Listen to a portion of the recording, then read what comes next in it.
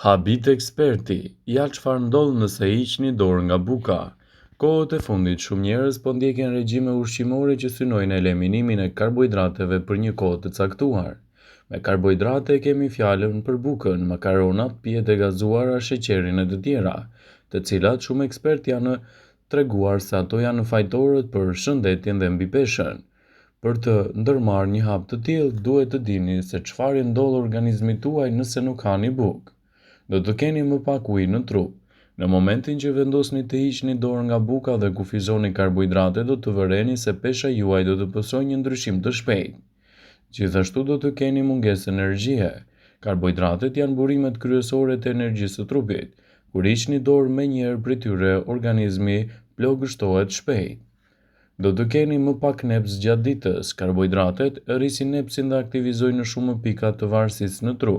Nëse hiqni dorë prej tyre, edhe nepsi do të reduktohet kryesisht në pjesën më të madhe të ditës.